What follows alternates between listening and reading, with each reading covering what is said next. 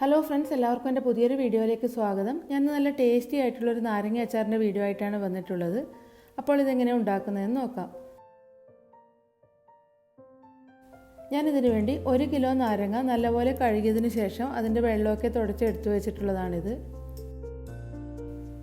ഇനി ഒരു പാത്രത്തിൽ 4 ടേബിൾ സ്പൂൺ നല്ലെണ്ണ ഒഴിച്ച് ചൂടാവുമ്പോൾ അതിലേക്ക് എടുത്തു വെച്ചിരിക്കുന്ന നാരങ്ങ ഇട്ട് ഒരു 15 മുതൽ 20 മിനിറ്റ് വരെ നല്ലപോലെ ഒന്ന് വഴറ്റിയെടുക്കാം.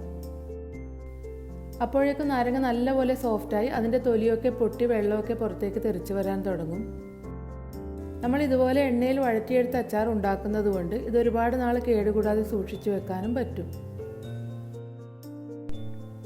നാരങ്ങ ഇപ്പോൾ നല്ലപോലെ സോഫ്റ്റായി വന്നിട്ടുണ്ട്. ഇനി ഇത് അടുപ്പത്ത് നിന്ന് മാറ്റി വെക്കാം. പിന്നീട് ഇത് നന്നായിട്ട് തണുത്തതിന് ശേഷം ഇതിൻ്റെ പുറത്തെ എണ്ണയൊക്കെ തുടച്ച് കളഞ്ഞ് ചെറിയ കഷ്ണങ്ങളായി കട്ട് ചെയ്ത് വെക്കാം. ഇപ്പോൾ എല്ലാ നാരങ്ങയും ഞാനിവിടെ കട്ട് ചെയ്ത് എടുത്തു വെച്ചിട്ടുണ്ട്. പിന്നെ ഇതിലേക്ക് ചേർക്കുന്നതിന് വേണ്ടി 100 ഗ്രാം ഇഞ്ചിയും 200 ഗ്രാം വെളുത്തുള്ളിയും ചോപ്പ് ചെയ്ത് വെച്ചിട്ടുണ്ട്. ഇനി അച്ചാർ ഉണ്ടാക്കുന്നത് എങ്ങനെയാണെന്ന് നോക്കാം. ഒരടി കട്ടിയുള്ള പാത്രം അടുപ്പത്ത് വെച്ച് ചൂടാകുമ്പോൾ അതിലേക്ക് നല്ലെണ്ണ ഒഴിച്ചു കൊടുക്കാം. എണ്ണ നല്ലപോലെ ചൂടായി വരുന്ന സമയം ഇതിലേക്ക് കടുക് ചേർത്ത് കൊടുക്കാം. കടുക് പൊട്ടിയതിന് ശേഷം അരിഞ്ഞു വെച്ചിരിക്കുന്ന ഇഞ്ചിയും വെളുത്തുള്ളിയും കൂടി ഇട്ട് നല്ലപോലെ ഒന്ന് വഴറ്റിയെടുക്കാം. ഇഞ്ചിയും വെളുത്തുള്ളിയൊക്കെ മൂത്ത് അതിൻ്റെ കളറൊക്കെ മാറി വരുന്ന സമയം ഇതിലേക്ക് പൊടികൾ ചേർത്ത് കൊടുക്കാം.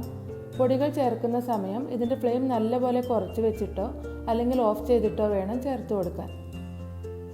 ഞാനിതിലേക്ക് 4.5 ടേബിൾ സ്പൂൺ എരിവുള്ള മുളക് പൊടിയും ഒരു 2.5 ടേബിൾ സ്പൂൺ കാശ്മീരി മുളക് പൊടിയും പിന്നെ ഒരു 1/4 ടീസ്പൂൺ ഉലുവാപ്പൊടിയും കൂടി ചേർത്ത് കൊടുക്കുന്നുണ്ട്.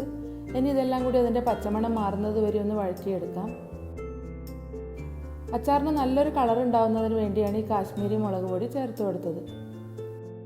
പിന്നെ ഇതിലേക്ക് കട്ട് ചെയ്ത് വെച്ചിരിക്കുന്ന നാരങ്ങയും ആവശ്യത്തിനുള്ള ഉപ്പും കൂടി ചേർത്ത് ഒരു 4-5 മിനിറ്റ് നല്ലപോലെ ഒന്ന് വഴറ്റിയെടുക്കാം.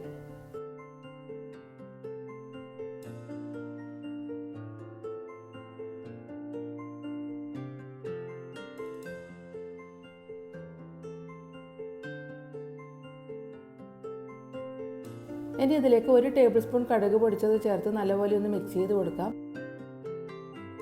പിന്നെ ഒരു 1/2 കപ്പ് വിനാഗിരിയും കൂടി ചേർത്ത് കൊടുക്കുന്നുണ്ട്. വിനാഗിരിയും മുളക് പൊടിയൊക്കെ ചേർക്കുന്ന സമയത്ത് എപ്പോഴും നിങ്ങളുടെ എരിവും പുളിയും ഒക്കെ നോക്കിയിട്ട് വേണം ചേർത്ത് കൊടുക്കാൻ.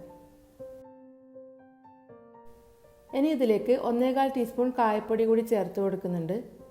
പിന്നെ അച്ചാറിന് നല്ലൊരു ടേസ്റ്റ് ഉണ്ടാകുന്നതിന് വേണ്ടി ഒരു വലിയ കഷ്ണം ശർക്കര പൊടിച്ചത് കൂടി ചേർത്ത് കൊടുക്കുന്നുണ്ട്. ഇനി ഇതെല്ലാം കൂടി നല്ലപോലെ ഒന്ന് മിക്സ് ചെയ്ത് കൊടുക്കാം. അപ്പോൾ നാരങ്ങ ആകുമ്പോൾ എന്തായാലും ചെറിയൊരു കയ്പ്പ് ടേസ്റ്റ് ഉണ്ടാവും. അപ്പോൾ നമ്മൾ ഇതുപോലെ ശർക്കരയൊക്കെ പൊടിച്ച് ചേർത്ത് അച്ചാർ ഉണ്ടാക്കുകയാണെങ്കിൽ അതിന് നല്ലൊരു ടേസ്റ്റും ആയിരിക്കും. ആ കയ്പ്പ് ടേസ്റ്റ് തീരെ ഉണ്ടാവുകയുമില്ല. ഇനി അച്ചാറിൽ നിന്ന് നല്ലപോലെ എണ്ണയൊക്കെ തെളിഞ്ഞു വരുന്നത് വരെ ഇതൊന്ന് വഴറ്റിയെടുക്കാം.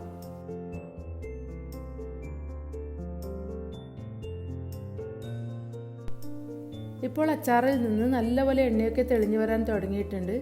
ഈ സമയത്ത് അടുപ്പത്ത് നിന്ന് മാറ്റി വെക്കാം. പിന്നീട് നന്നായിട്ട് തണുത്തതിന് ശേഷം എയർ ടൈറ്റ് ആയിട്ടുള്ളൊരു ഗ്ലാസ് പാത്രത്തിലേക്ക് മാറ്റി വെക്കാം. അതുപോലെ ഈ അച്ചാർ ഫ്രിഡ്ജിലൊന്നും വെക്കേണ്ട ആവശ്യമില്ല. അല്ലാതെ തന്നെ ഇത് ഒരുപാട് നാൾ കേടുകൂടാതെ സൂക്ഷിച്ചു വെക്കാൻ പറ്റും.